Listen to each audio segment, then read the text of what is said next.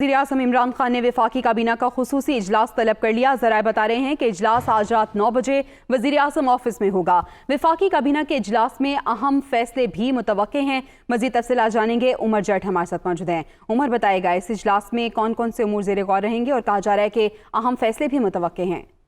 जी, कल कैबिनेट का एक अहम इजलास हुआ और उसके बाद फिर फैसले हुए और उसमें जिस तरह से कमीशन बनाने की बात सामने आई और दूसरी जो इन सेशन कैमरा बुलाने की बातचीत हुई। अब उसके बाद आज दोबारा वज़ीर-ए-आज़म इमरान खान ने एक हंगामी काबीना का इजलास बुलाया है जो वज़ीर-ए-आज़म हाउस में रात 9 बजे होगा। और ज़राए का ये बताना है कि ये गैर मामूली इजलास है और इसमें अहम फैसले मुतवक्के हैं और वज़ीर-ए-आज़म इमरान खान जो मौजूदा सूरत हाल है उस पर न सिर्फ तमाम लोगों को एतमाद मिलेंगे बल्कि कुछ नई डेवलपमेंट्स हुई हैं इस सारे मामले पर, उस पर भी वज़ीर-ए-आज़म इमरान खान तमाम जो कैबिनेट के लोग हैं उनको एतमाद मिलेंगे और साथ ही कुछ अहम फैसले भी इस इजलास में मुतवक्के हैं।